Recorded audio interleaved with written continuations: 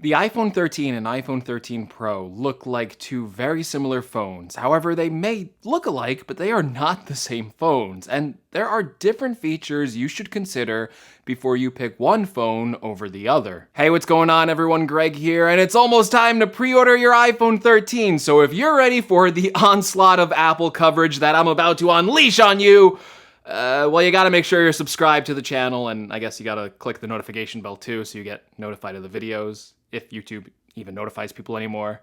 So, don't miss any of this exciting coverage. It's not exclusive, but it's exciting. Okay, I'm kind of boring, but you know what? Just subscribe.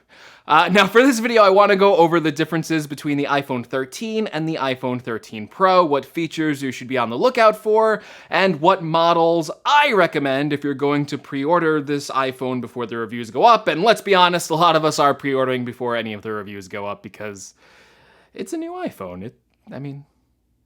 I worked hard this year. I should treat myself. All right, iPhone 13 versus 13 Pro. Let's first talk about the design because there are some differences here that you should know about. Now, both phones share a pretty similar design, honestly. Both have the flat edges, and both iPhones this year actually got the 20% smaller notch. But the iPhone 13 body is made of aluminum and glass, and the iPhone 13 Pro series is made of stainless steel and glass.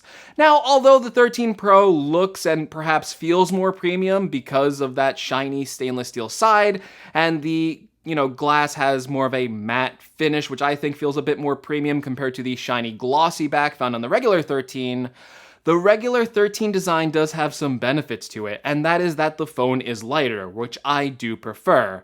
If we compare the same size iPhone 13 and iPhone 13 Pro, which is both a 6.1-inch phone, the iPhone 13 weighs in at 174 grams, while the Pro weighs in at 204 grams. So if you prefer the feeling of a lighter phone in the hand, or depending on your material preferences, you may end up choosing one phone over the others without even looking at the feature set. And I guess that also comes down to color options too, because the iPhone 13 has finishes like Starlight, Midnight, blue, pink, and a product red version, while the Pro gets a really nice Sierra blue, which I really like, but also just silver, graphite, and gold after that. And don't laugh at color options, because someone might actually end up picking this iPhone 13 based on the color alone. I'm looking at you, Jasmine. I want to know if you got that pink model. Now, of course, besides the two 6.1-inch iPhone 13 models, there are also additional options, because on the opposite spectrum, we have the iPhone 13 mini, which is the smallest model with its 5.4-inch display, and then we have the iPhone 13 Pro Max with its big 6.7-inch display. As for now, the features of the 13 and 13 mini are exactly the same, and both Pro models are exactly the same spec-wise, with the exception, of course, of the screen size and battery life. But in terms of just design, if you miss the smaller size phones like the iPhone 5 or maybe even a little bit bigger like the iPhone 6, the iPhone mini sits in between those sizes. It's one of my favorite iPhone form factors. And on the other side, if you want the biggest phone possible and money is no issue, the Max is the way to go. However, let's focus back on the display, because these iPhone 13 displays are not the same, because the normal 13 version falls short in two areas.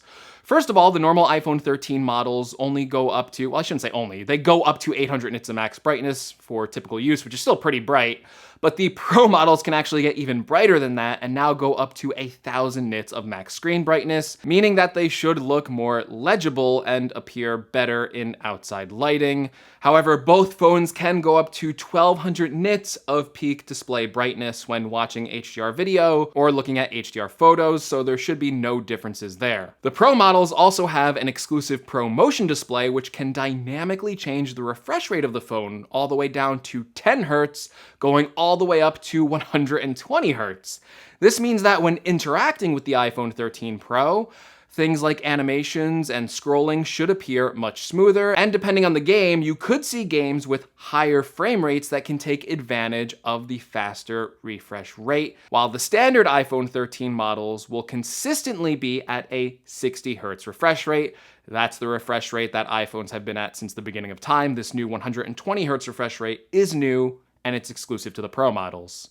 Strangely enough, we don't know how much of a difference this will yet make in battery life, because if you look at the two 6.1-inch iPhone 13 models based on Apple's battery rating system, it is possible that if you watch a lot of video content, you could see battery life improvements on the 13 Pro series because of the efficiency of the display, which is able to lower the refresh rate. However, I suspect that if you play a lot of games at higher refresh rates or are constantly interacting with the phone, the battery could technically be worse on the Pro series, even though that both of the batteries are listed for the same amount of hours when the screen is off and listening to audio at 75 hours of playback. So it might all come down to how you use your iPhone, but it remains to be seen how much the ProMotion display affects the battery usage one way or the other. Now, the battery in all iPhone models are improved over last year's, and the Mini sees a 1.5-hour increase that could be enough of an improvement to make it last all day on medium usage, which I am super excited for.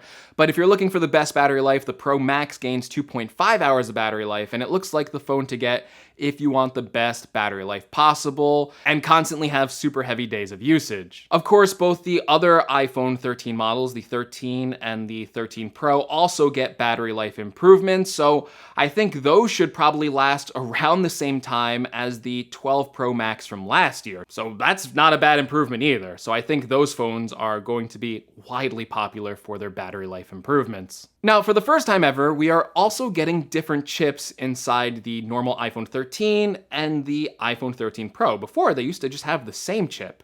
Now, these are the same name chips because they both have an A15 chip. But the Pro series is actually getting an A15 chip with 5 GPU cores, while the regular 13 has 4 GPU cores. So we may see better graphics capabilities on the Pro model, and based on leaked iPhone 13 Pro Geekbench scores, we can see a massive 55% improvement on the A15 inside of the iPhone 13 Pro compared to the A14 on the iPhone 12 Pro. Like last year, the Pro models also come with a RAM advantage, with the Pro and the Pro Max coming with 6 gigabytes of memory, while the 13 and the 13 Mini only have 4 gigabytes. In my experience with the 12 and the 12 Pro, I found that the Pro models did benefit from the extra memory, and they tended to keep apps open longer in the background on the Pro series compared to the regular 12. Perhaps the biggest difference between the 13 and the 13 Pro this year comes down to the cameras, because the 13 and 13 Mini still get just a 2-camera system with an f1.6 wide-angle camera and a f2.4 ultra-wide-angle camera. The 13 camera system this year actually has the sensor shift stabilization method and bigger sensor, which was previously exclusive to the 12 Pro Max from last year. So with the exception of the 12 Pro Max telephoto lens camera, the 13 should theoretically have the same quality as the 12 Pro Max. And like the 12 Pro series from last year, the iPhone 13, the normal one, is now capable of shooting 4K 60 frames per second with Dolby Vision enabled, whereas last year it was capped at 30 frames per second. Furthermore, both the iPhone 13 and 13 Pro have a new cinematic video mode, which can blur the background and create an artificial bokeh to create separation between the subject and the background, or use rack focusing techniques to switch the focus between subjects. This new cinematic video mode is capped at 1080p 30 frames per second though, for both the iPhone 13 and 13 Pro, so sadly, no 4K for the cinematic mode. Now, the iPhone 13 camera, in theory, it sounds pretty good, but the Pro series sounds, let's face it, it sounds even better. And now has features exclusively on the 13 Pro and 13 Pro Max. Thankfully this year, no matter what 13 Pro you get, the camera system will be exactly the same, and that will include an improved wide-angle camera with a slightly faster f1.5 aperture, an ultra-wide-angle camera with a faster f1.8 aperture, and an improved telephoto lens that can now go up to a 3x optical zoom and a 15 times digital zoom, as well as the same LiDAR scanner from last year, which not only helps with night mode portrait mode shots, but also offers a better augmented reality experience. And going back to that ultra-wide camera on the Pro series, This time it can actually focus so close that you can get macro shots on the ultra wide angle camera. This sounds like a really cool feature, and I'm just really excited to try it because based on some of these test photos I've seen on Apple's website, it looks really good. So you can use that, I think, in video mode as well as in photos. So just by looking at the specs, and that's all we can do until we actually get camera samples from reviewers, it does look like the 13 Pro has the better camera, and it has better camera features because the 13 Pro can still shoot AppleProRaw photos, which Apple introduced last year on the 12 Pro, and the normal iPhone 13 still can't do that. And this year, Apple is promising a future software update where the 13 Pro can shoot up to 4K ProRes at 30 frames per second.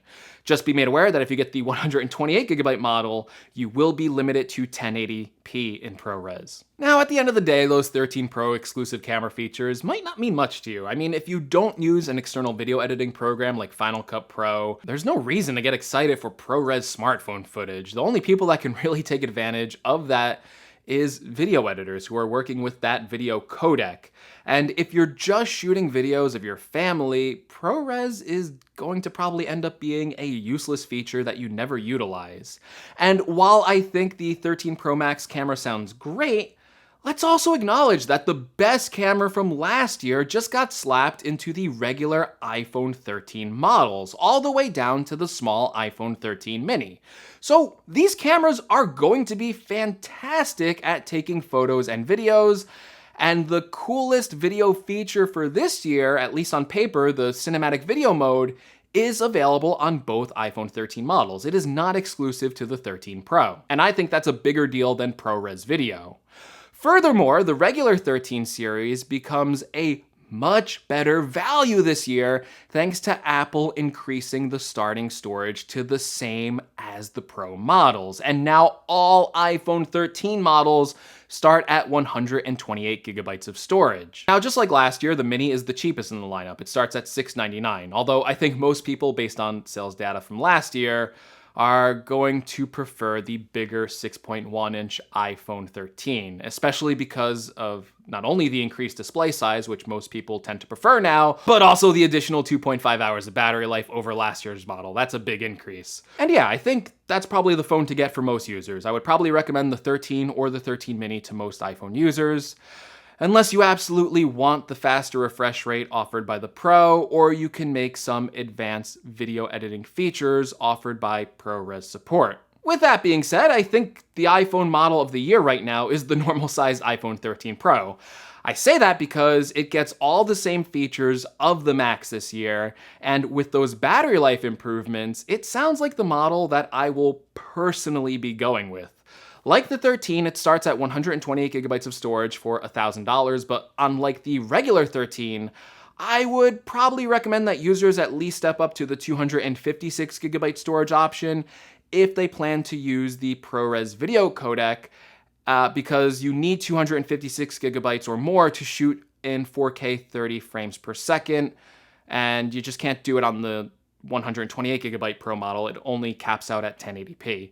We also get the same 512GB option found on the iPhone 13, but for the first time, and this is exclusive to the Pro models, you can upgrade the 13 Pro or the 13 Pro Max to a 1TB model. So if you need an absurd amount of storage on your iPhone, the Pro phones are the way to go. Just be made aware that it will be an expensive upgrade, with the 13 Pro with 1TB of storage retailing for $1,499. Speaking of more money, the Pro Max is the most expensive phone with a starting price of $1,099 and goes up to $1,599 for that 1TB model. Now, obviously at 6.7 inches, this is the biggest iPhone model available. So if you want a big, beautiful display with that fast 120Hz refresh rate, this is going to be your choice, as well as if you want the best battery life possible in an iPhone, because the iPhone 13 Pro Max has the highest rated battery out of any iPhone, and based on my usage with the 12 Pro Max last year, I think the 13 Pro Max is gonna be a beast here. And if you care about those two features, I think it is actually well worth just spending an additional $100. A bigger screen and better battery life People will easily pay $100 more for that. However, don't be fooled. Unlike last year, you don't need to necessarily upgrade to the Pro Max for the best camera features, and the regular size 13 Pro will have the same exact features as the bigger model. And while I think the Pro series is a more substantial upgrade compared to the 12 models from last year, and has more significant changes, I think you should only upgrade to either of the Pro models, again, if you want that faster refresh rate, you want the better camera system with a zoom lens, and maybe if you want some of those exclusive software camera features like AppleProRaw for photos or Apple ProRes for video. If you don't care about that stuff, or hey, if you want to save money, let's be honest, we all want to save a little bit of money, or maybe you want something like a smaller phone, like the iPhone 13 mini. Well, then the 13 still sounds like a good phone to buy. All right, everyone, hopefully you found this video helpful, and I hope you don't have a hard time picking the right iPhone model. If you found the video helpful, consider leaving me a like. If you want to see more from the channel, including a future iPhone 13 review, make sure you're subscribed. And as always, thank you so much for watching. Oh, wait, also let me know in the comments below, what iPhone 13 model are you guys planning on ordering? I actually want to know which one you're planning on ordering, and let me know why. And thank you again for watching, and I will see you all in the next video. Take care, everyone.